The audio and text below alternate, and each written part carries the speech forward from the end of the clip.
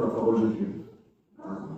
C'est dommage parce que il faut écouter. Et quand on écoute, on doit comprendre, et quand on comprend, on doit mettre en pratique. Parce que lorsque Dieu parle, et quand on a compris, eh bien, on n'est plus dans l'ignorance. On est jugeable et condamnable quand on fait la faute. Vous voulez ou vous voulez pas, on le sait. Et quand on le sait, eh bien, on doit faire attention. Et puis je me disais, Seigneur, ce matin, il y a plein de messages dans la parole de Dieu, parce qu'avec un verset, on en aurait assez, parce que quand Dieu parle, il fait des choses à merveille. Nous savons que sa parole, elle est créatrice, que c'est le Créateur. Et il dit un mot et tout apparaît. Il est capable de faire sortir des sources d'eau dans le désert. Il est capable de faire apparaître ce qui n'existe pas. Amen. C'est une chose terrible. Et puis je me disais, Seigneur, ce matin, je rentrais là, et puis je pensais depuis 2-3 jours à la réunion, je voudrais vivre à chaque fois que je vais à la réunion. Mais je sais que c'est dur, c'est difficile, mais pourtant c'est possible. C'est pas impossible. Le jour où c'est marqué devant mes yeux, là, quand j'étais à la chambre haute, et que le tout-à-coup de Dieu a tombé. C'est ce que je voudrais, c'est ce que je veux vivre, moi. C'est la présence de Dieu, c'est les arts du Saint-Esprit. C'est ce que Dieu nous a laissé. La paix. Il dit, je vous laisse ma paix, je vous donne ma paix. Et puis, vous savez, je disais la parole de Dieu, tout de suite, je regardais, là, dans les Actes, au chapitre 1er, et je voyais l'enseignement de Jésus avec ses apôtres, avec tout ce qu'il a pu faire comme prodige, miracle et guérison, parce que bien la parole de Dieu, il y a un grand témoignage qui est fait par les prophètes, surtout par Moïse. Quand je pense qu'il a ouvert la mer, qu'il a été capable, la mer, d'envahir les chars de Pharaon, il a été capable, Dieu, de leur donner du pain, de faire jaillir de l'eau d'un rocher qui les suivait, et ce rocher s'appelait le Christ. C'est un témoignage formidable. C'est une chose inexplicable, incomprenable. Il faut être converti, il faut aimer Dieu pour comprendre ça. Comprendre qu'un rocher qui te suit dans le désert, un rocher, ça ne marche pas, ça ne suit pas. Faire tomber du pain du ciel, on n'a jamais vu ça. Jamais. Au cerveau de l'homme, on ne peut pas détecter ça. C'est trop grand. Que la mer s'ouvre en Dieu avec le souffle de Dieu, c'est pas possible. C'est pas possible. C'est comme la grâce. On ne peut pas la détecter avec son cerveau. On ne peut pas la décoder avec son cerveau. La grâce se détecte et se décode par un cœur.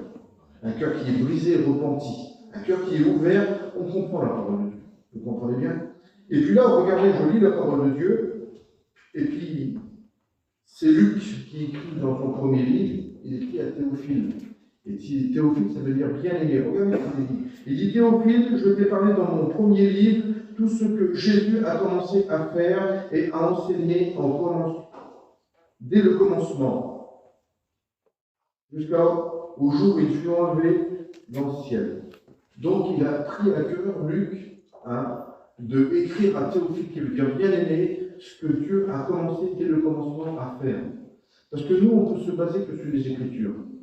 Et les Écritures avec le Saint-Esprit, parce qu'un chrétien, il est vivant. Une fois, j'avais prêché sur le dessein de Dieu, il est animé par le Saint-Esprit. La plupart qui sont âgés, moi je me rappelle des Mickey qu'il y avait avant à la télé, c'est pas les Mickey maintenant. C'était un Mickey qui était animé. Il faut l'animer, ce Mickey-là. Il faut que les feuilles bougent pour faire voir le dessin. Et bien nous, on est animé du Saint-Esprit. Et pour que la parole agisse dans notre cœur, parce que Paul dit c'est une parole agissante et permanente. Pour qu'elle agisse, il faut être animé du Saint-Esprit. Il faut être ensemble dans le même lieu et dans le même cœur. Et ça, c'est pas facile. Je pense que ce matin, on est ensemble, on est assis, là, mais tout le monde n'est pas ensemble. Tout le monde n'a peut-être pas le même cœur. Tout le monde n'a peut-être pas le même désir qui est porté vers Jésus. Il y en a qui aiment Jésus, il y en a qui adorent Jésus. Et puis il y en a qui suivent Jésus parce qu'il faut le suivre. C'est différent. On peut avoir des catégories de personnes. Et puis on voudrait que ce matin, nous, que le ciel se rouvre comme la chambre haute. On voudrait être béni, on voudrait déborder du Saint-Esprit, parce que c'est ça, c'est un chrétien mieux. C'est un chrétien qui veut ça. Moi, quand je vais à la réunion, je demande au Seigneur d'exploser la réunion, mais ce n'est pas toujours le cas. Parce que des fois, je suis capté par la parole de Dieu, je suis prêt à être béni, puis des fois, il y a des petites pensées qui viennent, je commence à être captif de mes pensées, captif de mes fautes que j'ai faites, et puis ça me rend malheureux. Et puis je me vois comment? Je ne me vois pas bien devant Dieu. Et alors que dans la grâce, tant qu'on peut dire aujourd'hui, on est béni. Parce que les bontés de l'Éternel et le prophète n'a pas marqué ça à tort et à travers, pas pour bien dire. Jérémie, un des grands prophètes de la parole de Dieu, a dit chaque matin, les bontés de l'Éternel se renouvellent. Chaque matin. Chaque matin, on a besoin d'un renouvellement sur notre vie. parce que des fois, on a des journées que c'est le soir. Vous avez vu, il y a un soir dans notre vie. Mais il y a un matin aussi, c'est que Dieu a tout replacé. Et il faut des matins comme ça. Il y a des soirs dans notre vie où c'est qu'on a mal, où c'est difficile, et ça nous le savons, parce qu'on ne marche pas tout seul. S'il y a Dieu qu'on aime, s'il y a Dieu qu'on chérit, s'il y a Dieu qu'on attend qu'il vienne nous prendre, mais il y a l'ennemi qui s'en prend à nous. Et l'ennemi ne peut pas s'en prendre à Dieu, c'est pas possible. Il ne peut pas s'en prendre à Dieu, mais il s'en prend à cette créature et il lui fait mal. Et qu'est-ce qu'il veut faire avec cette créature? Il veut la rendre captive. Il veut la presser, il veut lui faire du mal, il veut l'éloigner de la présence de Dieu. C'est son rôle à lui. Et on va le voir dans un petit passage que j'ai dans la parole de Dieu, que j'ai lu ce matin, que j'avais touché il y a bien longtemps, je ne vais pas retrouver ma prédication, mais un petit mot, puis avec la pensée que Dieu va nous donner, parce que moi je veux simplement lire la parole de Dieu. Et c'est Dieu qui va faire le reste. Moi je n'ai pas le pouvoir de bénir. Moi si je pourrais bénir tout le monde, je le ferais. Même je sais qu'il y en a qui disent que moi le premier, je ne suis pas à la hauteur, je ne donne pas de bénédiction. Ben, je le bénirai quand même, parce que c'est tellement bon la bénédiction de Dieu, qu'on en a besoin chaque jour dans notre vie. Et puis je vois que Luc, il écrit là, tout ce que Dieu a fait, tout ce qu'il a enseigné, au verset 3, regardez ce qu'il est dit. Après qu'il eut souffert, il leur apparut vivant en leur donnant plusieurs preuves, en se montrant à eux pendant 40 jours. Parlons des choses qui concernaient le royaume de Dieu. Il n'y avait plus besoin que Jésus se fait voir pendant 40 jours. Pourquoi faire? Avec les miracles et les prodiges qu'il avait fait, il avait choisi ses 12 apôtres sur la montagne, y compris Judas, celui qui allait le trahir. Et puis on sait que dans la parole de Dieu, les apôtres ils disent qu'il a eu part avec nous au même ministère. Simplement, il l'a trahi. Il n'était pas obligé de le faire. Mais dans son cœur à lui, il a douté que ce n'était pas le Fils de Dieu. Il a pas voulu le livrer, comme dit la prophétie, contre une pièce d'argent. C'était le rôle, c'était le fils de la perdition. Et nous savons que Dieu a tout fait à merveille. Le Proverbe 16 au verset 4, il dit Dieu a fait toutes choses, même le méchant pour le jour de la fin. Et oui, le méchant, il sera là pour le jour de la fin, il n'y a pas de problème, parce qu'il a été fait pour ça. Mais voilà, nous sommes partis de ceux qui acceptent Christ. Nous sommes de ceux et celles qui ont eu le cœur vivement touché par la parole de Dieu. Nous sommes de ceux et celles qui ont été régénérés de nouveau. Nous sommes de ceux et celles qui s'appellent les citoyens des cieux, qui s'appellent enfants de Dieu. Nous sommes de ceux et celles, malgré qui vivent dans le monde, et puis des fois, on faillit dans le monde, on pêche dans le monde, mais on se rattrape avec la grâce de Dieu, on demande pardon à Dieu, et ça, on a le droit, et je peux le dire, parce que c'est marqué dans la parole de Dieu. On a le droit au pardon, et on a le droit à un recommencement avec le Seigneur. Mais je n'ai pas le droit de rester dans une vie de péché, et à ma place que j'aime bien, c'est pas possible. Et puis je suis sûr que moi, il y a beaucoup de gens qui sont comme ça. Ils sont bien dans leur vie, ils ne veulent pas changer. Et c'est lorsqu'on ne veut pas changer qu'on va en décadence. Parce que lorsqu'on ne veut pas changer, eh bien Dieu nous laisse. Parce qu'il y a quelque chose qui est marqué dans la parole de Dieu. L'amour de Dieu consiste à laisser le libre arbitre par l'homme. Mais ce n'est pas possible. Si, il te laissera ce que tu voudras être. Jean a dit qu'il faut qu'il croise et moi je diminue. Jean a grandi. Il a fallu qu'il diminue pour que Christ prenne la place. Un homme, il doit grandir en Dieu, sa foi doit grandir, mais il doit diminuer dans le monde. Et que vous voulez pas, et ça, c'est pas facile. On peut être chrétien depuis 50 ans, et puis d'un seul coup, on peut arriver à la 50e année. Parce que pourquoi? L'école de Dieu, c'est de grandir tous les jours et apprendre son enseignement. Et puis quand on regarde la parole de Dieu, on a beaucoup de progrès à faire. On a beaucoup on va dire, de travail à faire. On ne change pas un homme comme ça. Dieu, il change en une fraction de seconde son cœur. Mais la chair, elle est là et il faut dominer sur elle. Si la parole de Dieu nous dit qu'il faut dominer sur le vieil homme, c'est parce que, on dit dans le proverbe du monde, suit que l'homme revient au galop assez vite. Le naturel revient vite au galop. Vous avez vu, vous traitez une petite partielle, elle est merveilleuse, vous avez mis du désherbant, elle est là, vous s'en entretenez pas, 6 mois après, c'est mangé par l'herbe. Parce que pourquoi? Il n'y a pas eu un entretien. Et on doit se maintenir dans la parole de Dieu. Et puis là, Jésus, il est là, il a marché pendant 40 jours avec ses disciples. Paul révèle qu'il s'est fait voir à plus de 500 frères à la fois. On en trouve 120 à la chambre haute. Il en manque 380. Ils sont partis où? Pourtant, ils sont vus, c'est des témoins, et puis en plus, ils sont vivants, nous dit la parole de Dieu. Ils étaient là. On n'en trouve que 120 dans la chambre haute. Mais ces 120-là sont différents. Parce que pourquoi? Regardez ce qu'il est dit, et puis c'est les actes des apôtres qui nous révèlent. Comme il se trouvait Il leur recommanda de ne pas s'éloigner de Jérusalem, mais d'attendre ce que le Père avait promis et ce qui avait été annoncé.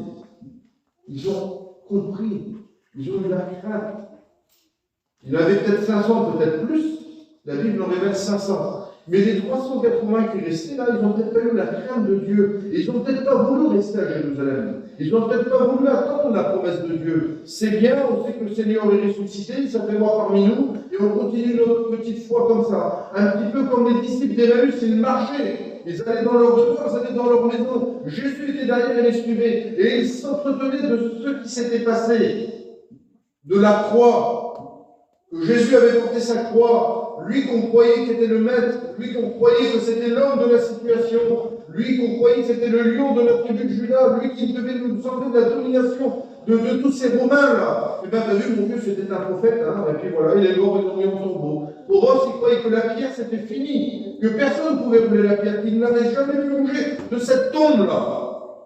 Pourtant, quand je regarde la parole de Dieu, je en parlais tout à l'heure avec Jean-Paul, quand Jésus a été crucifié, il est dit qu'il s'est passé une chose extraordinaire, à quel point même que le centurion romain qui était là, lui, un païen, a dit certainement cet homme-là était le Fils de Dieu. On n'a jamais vu un voile se déchirer du haut en bas, on n'a jamais vu la terre trembler, le ciel tout noir d'un seul coup à 3 heures de l'après-midi, on n'a jamais vu ça, on n'a jamais vu les morts ressortir des tombeaux, jamais on a vu ça.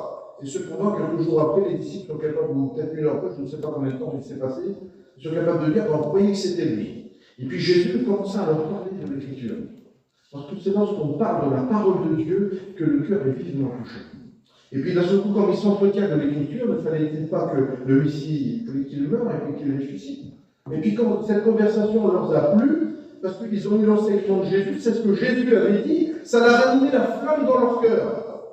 Un petit peu comme souvent le fois, on est venu à la réunion, là, et puis on avait demandé des choses à Dieu, et puis Dieu nous a fait des promesses. Et puis au fil du temps, on commence à marcher. Est-ce que c'est pour nous ces promesses? Est-ce que ça va être pour moi? Tu m'as peut-être oublié, Seigneur. Tu vois mon vieux dossier de prière que j'ai là. Quand est-ce que tu vas l'ouvrir? Eh bien, un petit peu comme ces deux disciples d'Emmaüs. Là, surtout, Jésus s'entretient des Écritures avec eux. Et puis, il l'invite dans leur maison. Ils mettent Jésus dans leur maison, mais on ne le reconnaît pas, Jésus. Jésus, on ne le reconnaît pas. Pourquoi on ne le reconnaît pas quand même? Parce que quand il s'adressait dans Jean 4 à la Samaritaine, il dit, ça ne sera plus à Jérusalem, ça ne sera plus non plus sur votre montagne là-bas, qu'il faudra adorer. Il dit, parce que le salut vient des Juifs, ça sera comment qu'on adorera? Eh bien, il figure-toi que les vrais adorateurs l'adoreront en esprit et en vérité. Un esprit, on ne le voit pas. Un esprit n'a ni chair ni os. Dieu est esprit. Personne n'a jamais vu Dieu. C'est pour ça que je vous dis souvent quand je prêche, quand je fais l'évangélisation, que les gens sont là, Dieu a envoyé son Fils pour avoir cette empreinte exacte, l'image exacte de Dieu. C'est-à-dire que Jésus a parlé de l'amour de son Père, Jésus a fait des miracles de son Père, mais on n'avait jamais vu Dieu. Mais le Fils qui est venu, c'est l'image du Père. Il a marché parmi les hommes et il a montré l'amour de Dieu. C'était Dieu qui marchait parmi les hommes, exactement. Et puis d'un seul coup là, ils sont dans la maison, il y a le petit repas qui s'est fait, ils discutent, leur cœur commence à reprendre courage, la lumière commence à revenir, la petite flamme commence à souffler, et d'un seul coup, qu'est-ce qui se passe quand Dieu rend grâce? Il disparaît. Plus personne n'a pas pu imaginer. Et ils se regardent, je ne sais pas, ils se regardent à côté comme ça, et ils disent, t'as vu, il est parti où? Qu'est-ce qui se passe? Et ils disent, t'as vu comme il nous parlait? Nos cœurs brûlaient. Ils brûlaient, la flamme revenait. Parce que c'était la parole de Dieu, c'était Dieu. Il parlait encore du ciel, il parlait de l'œuvre de son Père, il parlait du royaume de Dieu. Et quand il a marché jusqu'à la maison avec eux, il n'a rien fait d'autre de leur parler des Écritures qui étaient annoncées à son sujet.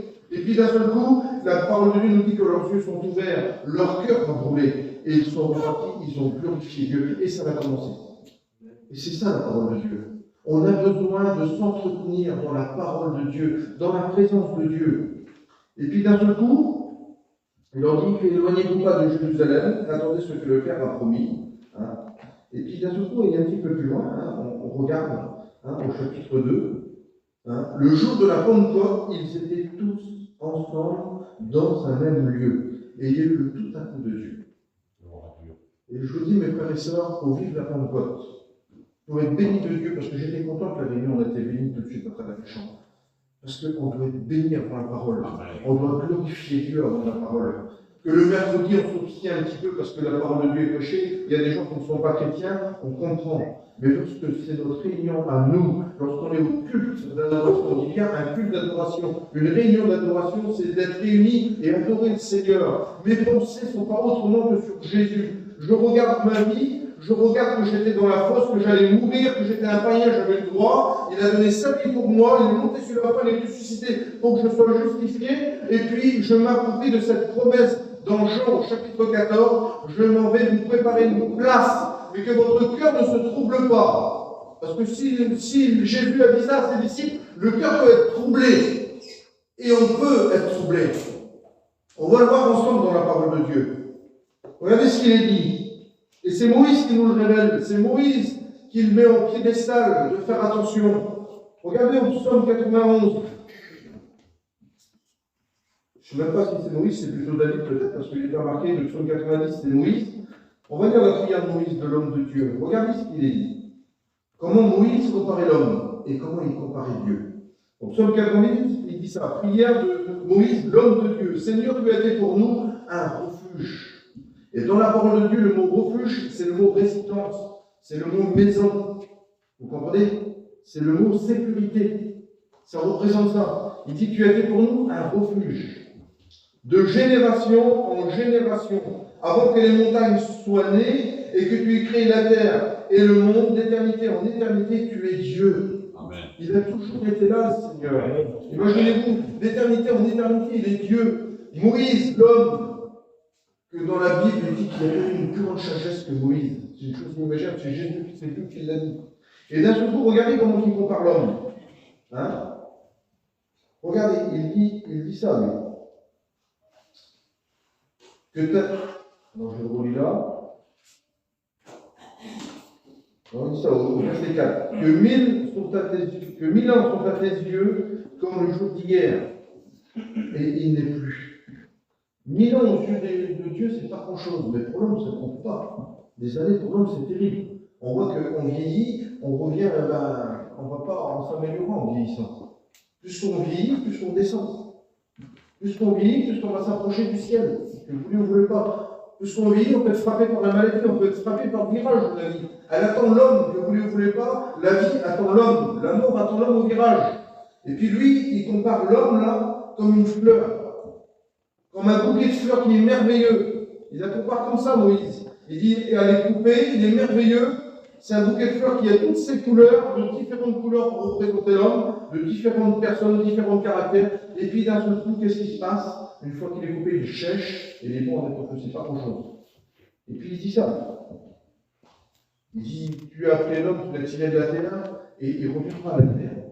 Et au psaume 91, regardez ce qu'il est dit. Celui qui demeure à l'abri, sous l'abri du Très-Haut, repose en paix à l'ombre de toute puissance. Au verset 2, il dit ça. Je dis à l'Éternel, tu es mon refuge et ma forteresse, mon Dieu en qui je me confie. Car c'est lui, écoutez-moi bien, et c'est ce petit mot-là. On va s'entretenir 5 minutes avec lui, après on va prier le Seigneur. Parce que vous comprenez le Seigneur, c'est important. Amen. C'est lorsqu'on prie qu'on est en contact avec Dieu. Parce qu'on est appelé à la communion. Et son communion, c'est avec son Fils Jésus-Christ. C'est lorsqu'on prie. S'il n'y a pas de prière dans une vie d'un chrétien, il n'y a pas de communion. Et s'il n'y a pas de communion, il n'y a pas de bénédiction. Parce que Dieu bénit celui qui est en communion. Vous comprenez? C'est important. Moi, je ne peux pas faire du bien à mon enfant qui n'est jamais avec moi. Il n'est pas là. Il n'est pas là, il ne veut pas me parler, il ne veut pas me voir, j'attends qu'il revienne. Et quand il revient, je le bénis. Mais que son fils est toujours dans la maison en train de le louer, en train de le glorifier, je suis plus intime avec lui. Il y a des gens qu'on est plus intimes les uns des autres, parce qu'on est souvent avec, donc on est plus intime. Vous voulez, vous ne voulez pas. Puis il y a des autres qu'on les aime bien, mais on est moins intimes. Donc on se confiera moins en lui. Mais celui qu'on est intime, on va parler de choses et d'autres, même qu'on ne se comprend pas, même que des fois on chicane un peu, non, tu as voulu faire bleu, moi j'ai voulu faire rouge, mais on est intime avec, c'est fini, c'est terminé, c'est une discussion, là on est comme ça. Mais quand on est intime avec Dieu, c'est différent. On ne se fâche pas avec Dieu. On ne peut pas se fâcher avec Dieu, parce qu'on lui doit tout. On ne peut pas se fâcher à quelqu'un qu'on lui doit tout. C'est pas possible. C'est par lui qu'on a le souffle de vie. Il dit en une seconde le souffle de vie, il coupe et c'est fini, on n'est plus là, on disparaît. C'est par lui et pour lui qu'on vit aujourd'hui, parce qu'on sait qu'il est vivant, et qu'il nous aime, et qu'il nous a aimés, et qu'il a donné sa vie pour nous. Et puis d'un seul coup, il dit ça, regardez. En toi je me confie, car c'est lui qui me délivre du filet de l'oiseleur. Et le filet de l'oiseleur, c'était le spécialiste pour attraper les oiseaux. Un spécialiste qui mettait son filet pour attraper les oiseaux. Et puis moi, je me rappelle avec mon oncle sur Rennes, là, on attrapait, je venais de me marier, j'étais jeune, on attrapait des petits chardonnerets. Lui, mon oncle, c'est un spécialiste pour attraper les chardonnerets, mon oncle Pierrot. C'est une chose terrible. On les mettait, moi je voulais le mettre comme ça, non, ils voient mon filet là. Il fallait le mettre contre un buisson. Et quand on le mettait devant un buisson, là, on ne le voyait pas. Et on mettait un petit implant en dessous. Parce que lui, c'était le maître. C'était l'oiseleur. C'est lui qui prenait des moineaux captifs. Il mettait un guet-apens. Il mettait un appât. Il leurrait. C'est ce que l'ennemi veut faire avec nous. C'est l'oiseleur. Et il veut nous prendre dans son filet. Et je vous le dis de la part du Seigneur que souvent, une fois, il y a des chrétiens qui se font prendre, des jeunes chrétiens qui ne sont pas affermis, ils se font prendre dans le filet de l'oiseleur. Je vous dis ça pourquoi? Parce que c'est un spécialiste. Et vous savez lesquels oiseaux qu'on prenait le plus? C'était bien rare qu'on prenait un chardonneret avec son axe, qui était à maturité. Parce qu'un chardonneret, quand il a un axe, il est à maturité, c'est un adulte. C'était bien rare parce qu'il voyait le piège. Il distinguait le piège. Mais le jeune, on l'attrapait tout le temps. Par dizaines et des dizaines, les jeunes, ils étaient pris dans le filet. Et quand on est pris dans le filet, je vous dis de la part du Seigneur, on ne s'en tire pas comme ça. On s'emmêle dans le filet. On est emmêlé et on est pris au piège. Et puis là, c'est quoi? C'est la cage. Vous comprenez? Je ne sais pas si j'arrive à être clair ce matin. Et c'est l'ennemi qui veut faire ça. L'ennemi, c'est le spécialiste du guet-apens. C'est le spécialiste de faire des trappes. Il fait des trappes. Et on va voir, il y a des petits passages que je peux vous les lire, j'ai marqué ce matin. C'est le spécialiste. Il met tes pensées captives une fois que tu es pris dans le filet, là. Tes pensées sont captives. Sur ton copain, sur ta copine, sur ton copain de travail, sur ta femme, sur tes enfants. Il met aussi captif sur l'amour. Tu n'as plus d'amour. Il te prend tout. Parce que pourquoi tu es en captivité. Et lorsqu'on est en captivité, eh ben, on n'est plus en liberté.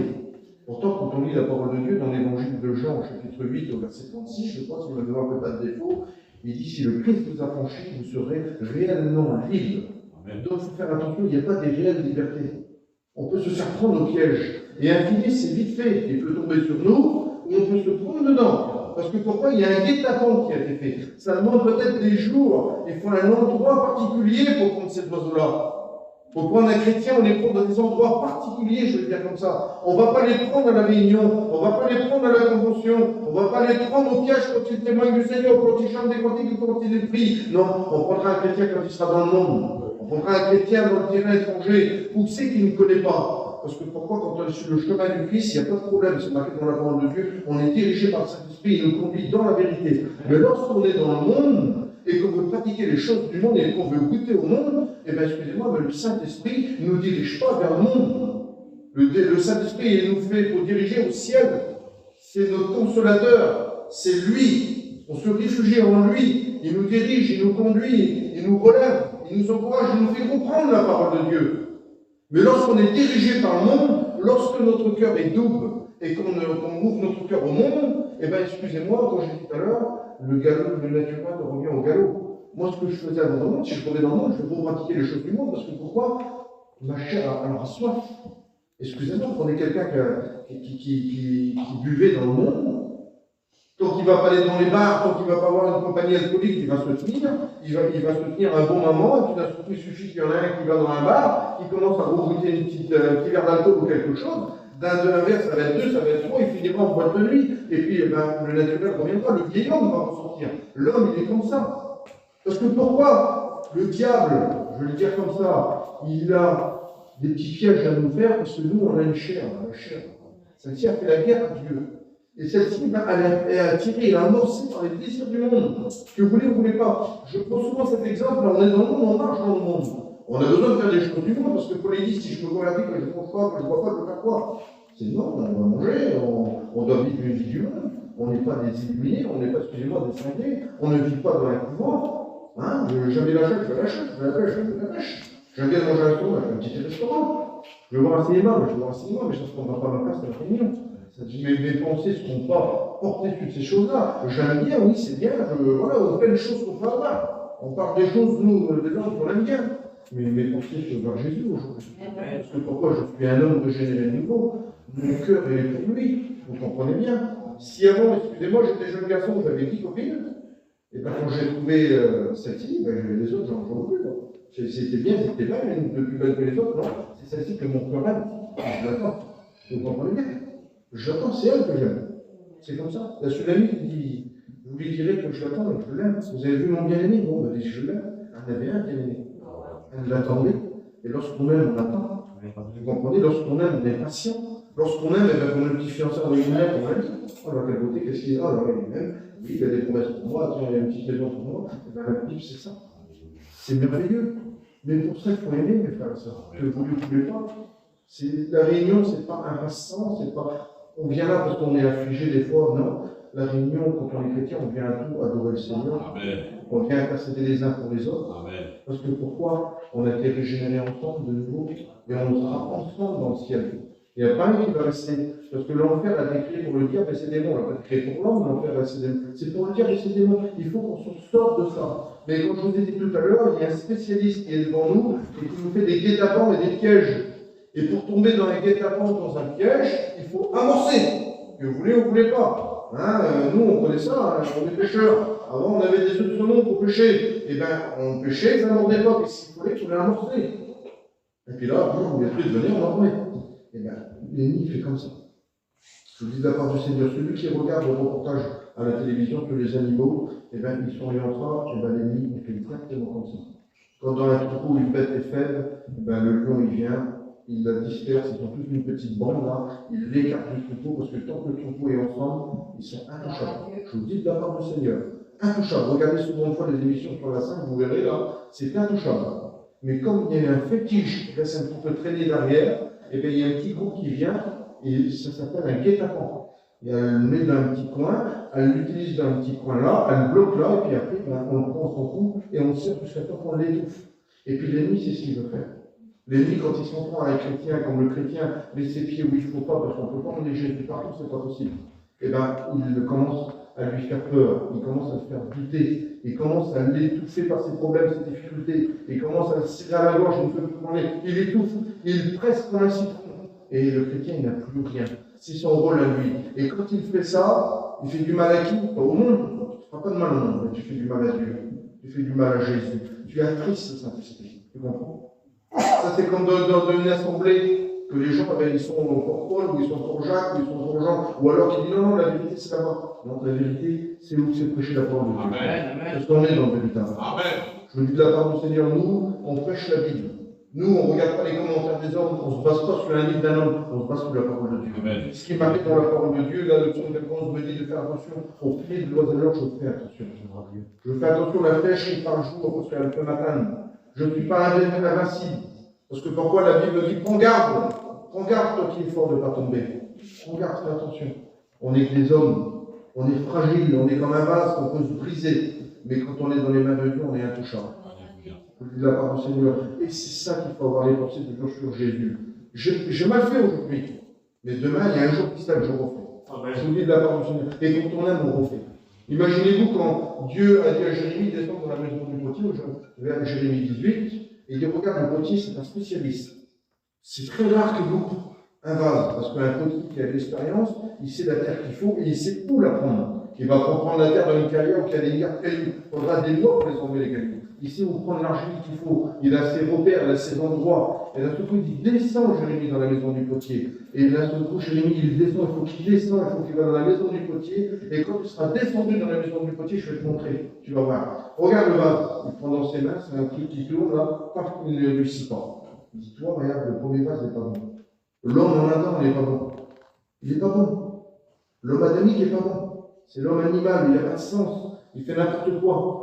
La Bible l'appelle l'homme animal.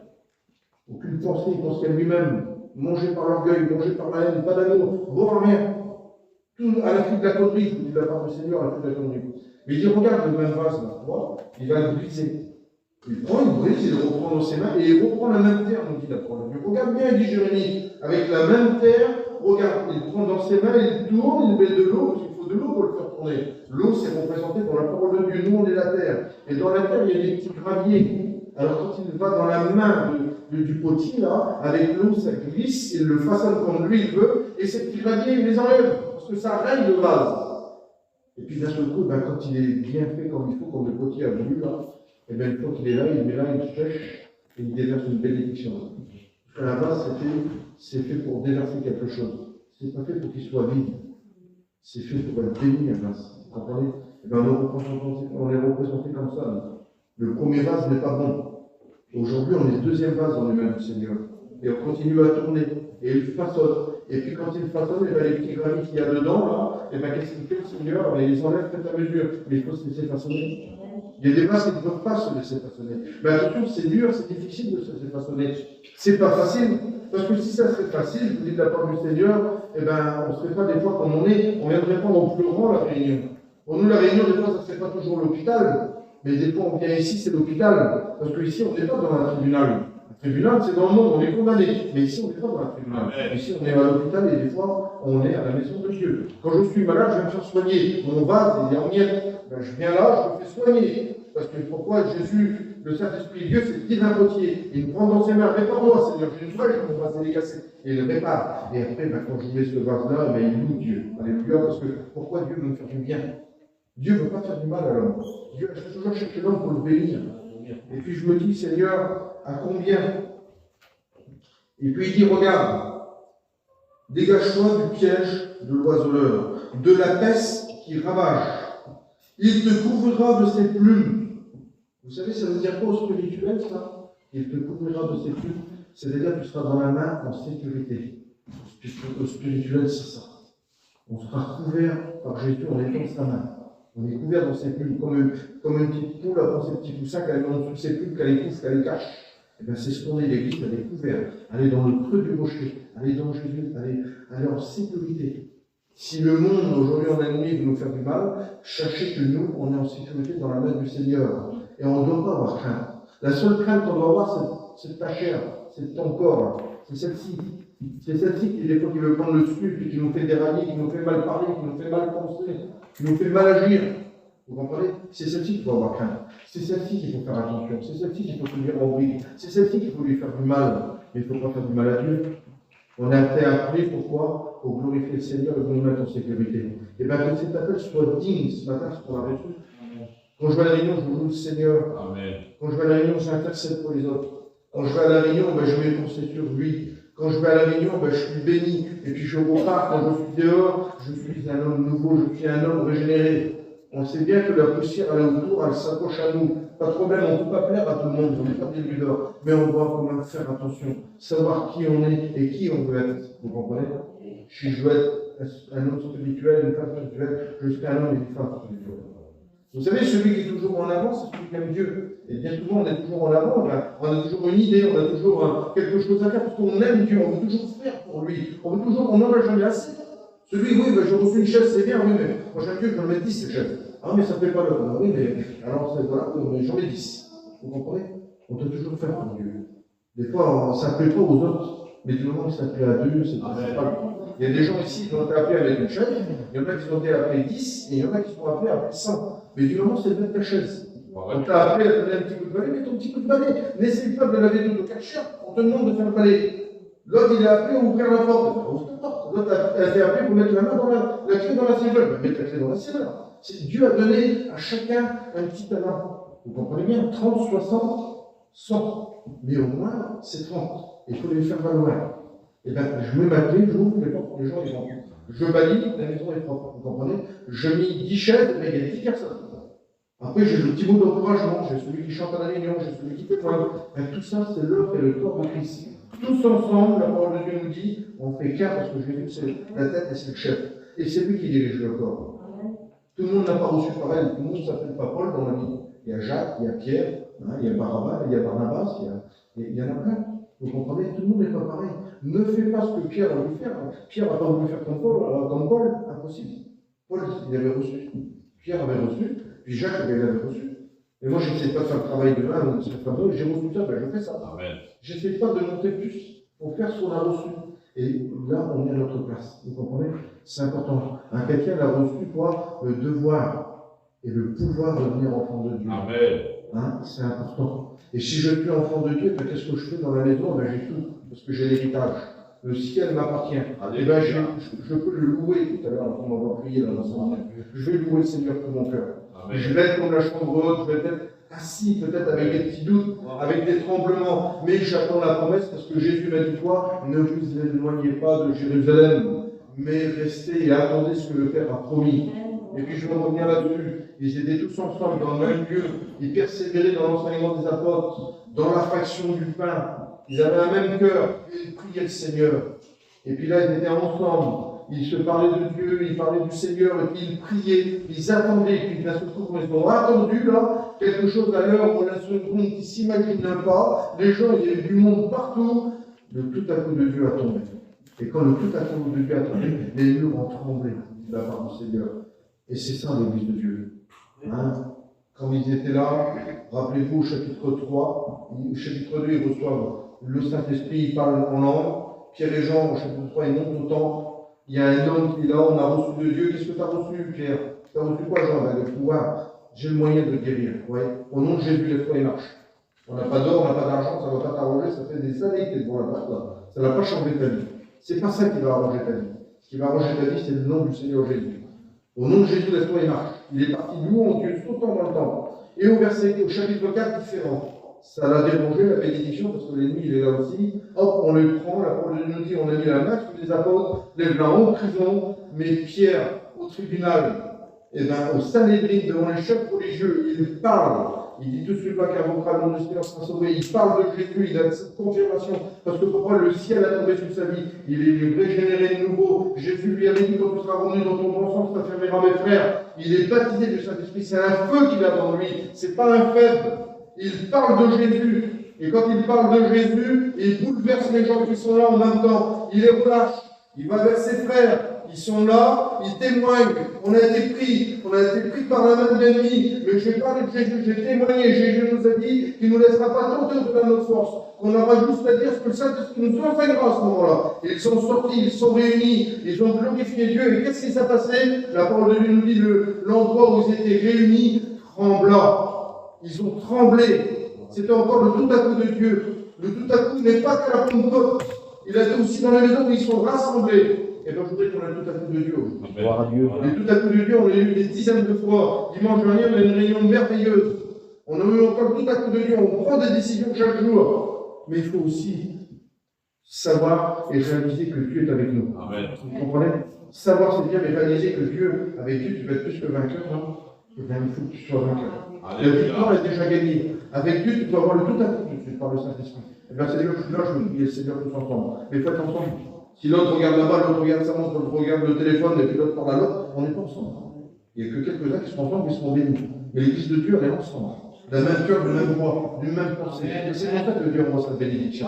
C'est quand on est ensemble. Dans le monde, on aura le temps de téléphoner. Dans le monde, on aura le temps, comme on va sortir d'ailleurs, de regarder la montre, parce qu'on est dirigé par ça. On aura le temps de parler des choses du monde. Mais aujourd'hui, on s'entretient avec Dieu. On a un rendez-vous avec Dieu. Il est là, il est dans notre cœur, et on est ensemble, on est en communion. Et dans la fraction du pain, comme les apôtres. Et puis là, on est béni et on va prier le Seigneur. Vous comprenez? Alors on prie le Seigneur ensemble. Alléluia. Gloire à Dieu. Je voudrais qu'on prie le Seigneur. Je voudrais que, comme tout à l'heure, on a commencé la réunion, on prie le Seigneur.